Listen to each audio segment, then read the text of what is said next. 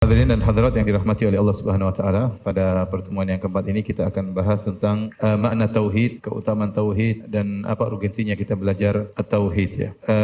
Adapun sebelum kita bahas tentang makna tauhid, kita perlu tahu secara singkat tentang keutamaan tauhid ya. Apa sih keutamaan tauhid jika seorang bisa menyempurnakan tauhidnya? Karena menyempurnakan tauhid butuh dengan perjuangan yang tidak henti-hentinya sampai malaikat maut cabut nyawa kita. Seorang berusaha untuk terus berjuang agar ikhlas dan meninggal dalam kondisi tidak berbuat syirik sama sekali. Maka di antara keutamaan tauhid adalah akan mendapatkan keamanan ya dan mendapatkan petunjuk ya. Sebagaimana dalam surat Al-An'am kata Allah Subhanahu wa taala, "Alladzina amanu wa lam yalbisu imanahum bidzulmin ulaika lahumul amnu wa hum muhtadun." Allah Subhanahu wa taala berfirman, dan orang-orang yang beriman dan tidak mencampurkan iman mereka dengan kesyirikan. Bidzulm sini maksudnya kesyirikan. Orang yang beriman tidak mencampurkan keimanan mereka dengan kesyirikan. Apa faedah yang mereka dapatkan? Ulaika lahumul amnu, amnu itu keamanan, wa hum muhtadun, mereka dapat petunjuk. Keamanan di mana? Kata para ulama, bahkan keamanan di dunia, seorang yang bertauhid dia pasti diberikan kenyamanan oleh Allah Subhanahu wa taala. Apapun yang terjadi di sekelilingnya, hatinya bisa tetap tenteram. Kenapa? Karena dia murni bergantung kepada Allah Subhanahu wa taala. Dia murni bertawakal kepada Allah Subhanahu wa taala. Kita ini terkadang gelisah, kemudian kekhawatiran berlebihan. Kenapa? Karena ketergantungan kita kepada Allah kurang, sehingga kita menghadapi berbagai macam permasalahan dalam kondisi hati tidak tenteram. Orang yang bertauhid, kalau dia benar-benar selalu bersandar kepada Allah, senantiasa menyerahkan urusannya kepada Allah, tidak pernah bergantung kepada makhluk, tidak pernah menyandarkan hatinya kepada sebab, dia ikhtiar tetapi dia tidak bersandar kepada sebab, maka pasti dia akan mendapatkan kenyamanan dalam hatinya. Betapapun besar masalah yang dia hadapi, betapapun banyak beraneka ragam problematika yang dia hadapi. Kenapa? Karena dia memurnikan hatinya hanya untuk Allah Subhanahu wa taala. Maka Allah berfirman, "Alladzina amanu", orang-orang yang beriman, walam yalbisu, dan tidak mencampurkan keimanan mereka dengan kezaliman, maksudnya tidak mencampurkan keimanan mereka dengan kesyirikan, ulaika lahumul amnu wa hum muhtadun ya. Orang mereka itulah mendapatkan keamanan dan mendapatkan petunjuk. Karenanya kita berusaha untuk selalu fokus untuk bergantung kepada Allah agar kita nyaman. Itulah orang yang nyaman, yang selalu menggantungkan urusannya kepada Allah Subhanahu wa taala. Kayak ibu-ibu kalau tidak nyaman pasti kurang bergantung kepada Allah. Kurang bertawakal kepada Allah, maka perbaiki agar diberikan keamanan. Itu keamanan di dunia. Belum lagi keamanan ketika di alam barzakh, dan belum lagi keamanan ketika yaumul faza, ketika di hari kiamat, dan juga ketika yaumul ba'ats, ketika hari kebangkitan. Maka ahli tauhid dia akan mendapatkan keamanan dalam segala kondisi ya. Keamanan di sini ya akan dia dapatkan di dunia, kemudian ketika sakaratul maut, kemudian ketika di alam barzakh, dan ketika di hari kebangkitan. Kapan dia bisa mentauhidkan dirinya kepada Allah, mentauhidkan Allah Subhanahu wa taala dengan benar, maka disitulah dia akan merasakan keamanan. Apapun yang terjadi, apapun permasalahan yang dia hadapi, seberat apapun, dia masih bisa tenang. Kenapa? Itu janji Allah Subhanahu wa taala. Tapi di antara keutamaan tauhid, yang kedua, paling mudah mendapat syafaat Rasulullah SAW. Apa kata Nabi SAW? Likulli nabiyyin da'watun mustajabah. Tiap nabi punya doa yang ketika mereka minta di dunia pasti dikabulkan. Wa inni ikhtaba'tu da'wati. Adapun aku punya doa yang aku tunda. Aku tidak minta sekarang di dunia. Aku tunda di hari akhirat kala. Buat apa? Syafaatan li ummati yaumal qiyamah. Agar menjadi syafaat bagi umatku pada hari kiamat. Wa hiya nailatun insyaallah. Dan syafaatku tersebut akan mengenai insyaallah umatku yang meninggal tidak berbuat syirik sama sekali akan mendapatkan apa? Syafaat. Maka kalau mau dapat syafaat Nabi, jangan bikin syirik. Minta syafaat Nabi, ingin dapat syafaat Nabi, tapi minta ke kuburan. Ingin dapat syafaat Nabi, tapi percaya sama dukun. Susah kalau begitu. Karena Rasulullah mensyaratkan syafaatku akan mengenai umatku, seluruh umatku yang meninggal tidak berbuat syirik sama sekali. Makanya dalam Sahih Al-Bukhari, ketika Abu Hurairah bertanya kepada Nabi SAW, "Man as'adun nasi bi syafaatika yaumal qiyamah?" Ya Rasulullah. Wahai Rasulullah, siapa orang yang paling bahagia mendapatkan syafaatmu pada hari kiamat kelak? Maka Rasulullah SAW berkata, "Man qala la ilaha illallah khalisan min qalbihi", yaitu orang yang mengucapkan la ilaha illallah dengan murni dari hatinya ya. Maka semakin seorang dalam kehidupan ini ikhlas kepada Allah Subhanahu wa taala, semakin tidak mengharap pujian, tidak mengharap sanjungan, semakin jauh dari tempat-tempat atau perbuatan-perbuatan yang membuat dia bisa terjerumus dalam riya, dia berusaha menjauhi. Dia berusaha tidak memamerkan ibadah yang dia lakukan. Dia tidak berusaha mengupload kegiatan ibadah yang dia lakukan. Dia berusaha menghindar. Semakin dia tidak berharap pujian manusia, semakin dia tidak berharap pengakuan manusia, maka dia semakin mudah mendapat syafaat Nabi sallallahu alaihi wasallam. Dan ini perlu perjuangan. Dan kalau orang sudah dapat syafaat Nabi sallallahu alaihi wasallam, insyaallah dia diampuni oleh Allah Subhanahu wa taala. Bahkan pelaku dosa besar. Dalam riwayat kata Rasulullah SAW, syafaati li ahli kabair min ummati. Sungguhnya syafaatku untuk pelaku dosa besar dari kalangan umatku. Bahkan pelaku dosa besar kalau dia tulus ikhlas, dia bisa meraih syafaat Nabi sallallahu alaihi wasallam. Maka ini semakin menekankan kepada kita untuk benar-benar berjuang agar bisa tulus beribadah kepada Allah Subhanahu wa taala, tidak mengharap sanjungan, pengakuan orang lain. Tapi di antara keutamaan orang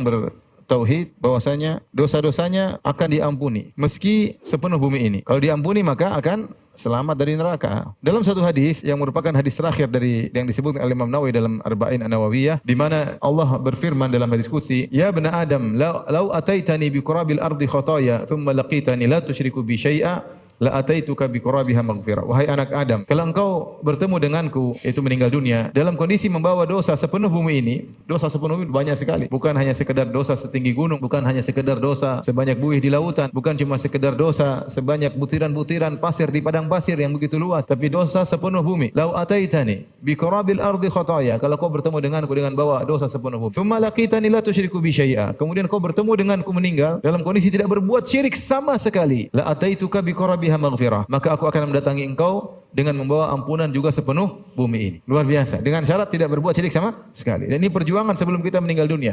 Mungkin di antara kita yang dulu ada yang melakukan kesyirikan, ada yang percaya sama dukun, ada yang pakai jima-jima, ada yang takut sama angka 13. Semua syirik itu. Khurafat-khurafat. Ada yang bilang kalau seorang pakai pulang keluar dari kamar mandi pakai handuk dililitkan di leher, nanti anaknya lahir terlilit, macam-macam. Ini semua adalah khurafat. Karena yang menjadi patokan di sisi Allah adalah ketika meninggal dunia. Bahkan dalam hadis Mu'adz bin Jabal radhiyallahu anhu dalam Sahih Al-Bukhari, kata Nabi SAW, "Ya Mu'adz, atadri ma haqqul ibad 'ala Allah?" Tahukah engkau ma haqqullahi 'alal ibad, hak Allah terhadap para hamba, wa ma haqqul ibad 'ala Allah, dan hak para hamba terhadap Allah. Kata Mu'adz bin Jabal, "Allahu wa rasuluhu a'lam." Allah dan Rasulullah mengetahui. Maka Nabi menjelaskan, haqqullah 'alal ibad, hak Allah terhadap hamba, ayya'buduhu wa la yusyriku bihi syai'a, yaitu hanya menyembah Allah dan tidak berbuat syirik sama sekali. Wa haqqul ibad 'ala Allah, dan hak hamba yang akan didapatkan dari Allah, alla yu'adziba man la yusyriku bi syai'a, Allah tidak akan mengadab orang yang tidak berbuat syirik sama sekali. Dalam hadis yang disebut Sahibul Bitaq, hadis masyhur, yusahu bi rajulin min ummati yaumal qiyamati ala ru'usil khalaiq, pada hari kiamat kala ketika Allah menyidang, ketika Allah menghisab, Allah panggil salah seorang dari umat Nabi sallallahu alaihi wasallam di hadapan khalayak dalam kondisi ketakutan. Fayunsharu lahu 99 sijillan, kullu sijillin maddul basar, maka dibukakan bagi dia catatan kemaksiatan yang dilakukan, 99 gulungan catatan amal. Setiap catatan kalau dibuka sejauh mata memandang isinya maksiat.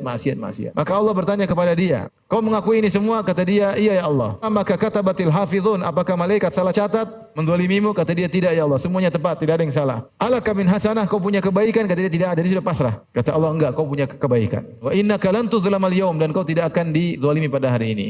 Fa yukhraju lahu bitaqatun, maka dikeluarkan bagi dia sebuah kartu tertulis la ilaha illallah. Dalam riwayat la ilaha illallah Muhammad Rasulullah. Maka dia bilang, "Ya Rabbi, ma hadhil bitaqa min haula'i sijillat?" Apa pengaruhnya kartu sekecil ini dengan 99 gulungan catatan amal? Kata Allah Subhanahu wa taala, "Innaka lan tuzlamal yaum," kau tidak akan dizalimi. Maka diletakkanlah kartu la ilaha illallah di daun timbangan sebelah kanan, diletakkan 99 catatan amal maksiat diletakkan di daun timbangan sebelah kiri. Maka lebih berat timbangan la ilaha illallah. Kenapa la ilaha illallahnya sangat murni ketika dia meninggal dalam kondisi benar-benar bertauhid kepada Allah Subhanahu wa taala. Nah, setiap kita punya kartu la ilaha illallah, tetapi tidak semua kartu la ilaha illallah kita berkualitas. Kita dengan mengucapkan la ilaha illallah kita semua masuk Islam atau tidak? Tapi lihat bagaimana tingkatan keikhlasan satu orang dengan yang lainnya. Terkadang seorang merasa lebih fokus kepada Allah, terkadang seorang mencari perhatian dari manusia, maka kita saja bisa menilai kita. Lihat orang berbagai macam manusia. Ada yang pamer-pamer ibadahnya, ada yang menyembunyikan ibadahnya. Oleh karenanya, ya, seorang terus berusaha untuk bisa benar-benar ikhlas kepada Allah Subhanahu wa taala, sehingga kartu la ilaha illallah sangat berat. Tapi di antara keutamaan la ilaha illallah, di antara keistimewaan tauhid, ini keistimewaan yang sangat luar biasa, yaitu menyebabkan masuk surga tanpa adab, tanpa hisab. Kita tahu bahwasanya manusia ada beberapa model manusia, ya. Kalau kita mau sederhanakan model-model manusia di akhirat. Kata Allah Subhanahu wa taala, "Fis sa'ir, fariqun fil jannah wa fariqun fis sa'ir." Yang pertama orang kafir mereka di mana? Di neraka kekal. Adapun orang beriman, maka ujungnya pasti masuk surga karena mereka beriman. Ada di antara mereka yang dihisab dulu, disidang baru masuk surga. Yang parah ada yang diazab dulu, transit dulu di mana? Di neraka, baru masuk surga. Mereka diazab dulu sesuai dengan maksiat yang mereka lakukan. Jadi mereka sudah dihisab, tapi ternyata dosa-dosa mereka lebih berat. Orang-orang dosanya lebih berat daripada kebaikannya. Masih ada dua kemungkinan. Ada yang mungkin diampuni oleh Allah, ada yang tidak diampuni. Karena Allah berfirman dalam ayatnya, "Innallaha la yaghfiru ayyushraka bihi wa yaghfiru ma duna dzalika liman yasha." Sungguhnya Allah tidak mengampuni dosa syirik, tapi Allah mengampuni dosa selain syirik bagi yang Allah kehendaki. Jadi mereka ini, ada yang dihisab dulu baru masuk surga karena timbangan kebaikan lebih berat, maka masuk surga. Kalau ini ada yang dihisab dulu, ini kenapa? Timbangan maksiat lebih berat dan tidak diampuni Allah. Ada orang yang timbangan maksiatnya lebih berat tapi dia diampuni. Kalau timbangan maksiat lebih berat tapi diampuni, masuk apa? Masuk surga. Ditimbang antara kebaikan keburukan, lebih berat keburukan, tetapi masih diampuni oleh Allah. Tapi ada juga yang tidak diampuni. Dan nilai hebat dari ini semua yang mau surga adalah langsung masuk surga tanpa hisab, tanpa azab. Subhanallah. Siapa mereka ini yang mau surga tanpa hisab dan tanpa azab? Mereka adalah ahli tauhid. Mereka adalah al-muhaqqiqun, yaitu orang-orang yang spesial di kalangan ahli tauhid. Sebagaimana yang Rasulullah SAW sebutkan dalam hadisnya, di antara umatku sab'una alfan yadkhulunal jannata bighairi adzabin wala hisab. Kata Nabi SAW, di antara umatku ada yang masuk surga tanpa azab dan tanpa hisab. Maka para sahabat bertanya-tanya, siapa umat Nabi tersebut yang 70.000 orang masuk surga tanpa azab dan tanpa hisab? Ya. Maka akhirnya Rasulullah SAW jelaskan tentang mereka-mereka yang masuk surga tanpa azab dan tanpa hisab. Kata Nabi SAW, humul ladzina la yastarqun, yaitu orang-orang yang tidak pernah minta untuk diruqyah. Wala yaktawun, orang yang tidak pernah minta untuk diobati dengan cara kai, besi yang dipanaskan. Wala yatatayyarun, orang-orang yang tidak pernah mengkait-kaitkan nasib sial dengan apa yang mereka lihat, apa yang mereka dengar, hitungan dengan primbon, tanggal-tanggal tertentu, mereka tidak pernah melakukan seperti itu. Kemudian terakhir kata Nabi, wa ala rabbihim yatawakkalun, mereka benar-benar bertawakal kepada Allah. Mereka itulah yang mau surga tanpa azab dan tanpa hisab. Kenapa? Karena tauhid mereka di atas rata-rata. Spesifik. Kenapa? Pertama Rasulullah SAW sebutkan sifat mereka, humul ladzina la yastarqun, mereka tidak pernah minta untuk diruqyah. Padahal minta ruqyah itu boleh hukumnya. Seorang sakit kemudian minta kepada saudaranya, temannya untuk meruqyah dia, boleh atau tidak? Boleh. Tidak haram. Meskipun boleh mereka tinggalkan karena kuatnya tawakal mereka kepada Allah. Kalau mau mereka ruqyah sendiri. Atau ada orang yang meruqyah tanpa dia minta, tapi dia minta untuk diruqyah, dia enggak mau. Yang kedua, wala yaktawun, mereka tidak pernah melakukan pengobatan dengan kai. Kai itu besi yang dipanaskan, setelah dipanaskan sampai membara, kemudian ditempelkan pada tempat yang sakit. Dan ini dulu adalah pengobatan yang manjur di zaman Rasulullah SAW, dikenal oleh orang-orang Arab. Nah, mereka ini meskipun ini adalah pengobatan yang dibolehkan, meskipun makruh tapi masih dalam kategori boleh, mereka tidak mau karena mereka bertawakal kepada Allah. Mereka takut hati mereka bergeser, takut bahwasanya seakan-akan yang sebab inti penyembuhan adalah kai, khawatir lupa kepada sang pemberi kesembuhan, itu Allah Subhanahu wa taala. Yang ketiga, mereka tidak pernah bertatoyur, tidak bertatoyur, saya katakan tadi, tidak boleh, tidak mengkait-kaitkan nasib sial dengan apa yang mereka lihat dan apa yang mereka dengar. Zaman dahulu orang-orang Arab kalau mereka ingin pergi bersafar atau melakukan kegiatan, mereka pergi ke burung tertentu. Kemudian mereka usir burung tersebut. Kalau burung tersebut terbang ke kanan, mereka lanjutkan perjalanan. Kalau burung tersebut terbang ke kiri, mereka enggak jadi. Ini namanya tatoyur. Ini syirik. Seperti di Mesir, saya lihat di YouTube datang, ya Ahmad Sayyid al-Badawi, ya Syekh al-Arab, ya Syekh al-Arab, sembuhkan anakku, sembuhkan anakku. Subhanallah, siapa yang maha menyembuhkan? Nabi Ibrahim berkata, bahwa yashfi, kalau saya sakit yang menyembuhkan siapa? Allah. Dia tidak bisa menyembuhkan dirinya. Terus kita minta sembuhan kepada wali. Nabi Muhammad bisa menyembuhkan dirinya? Enggak bisa, sakit meninggal dunia. Sallallahu alaihi wasallam. Kemudian kita minta kesembuhan kepada Nabi Muhammad, syirik.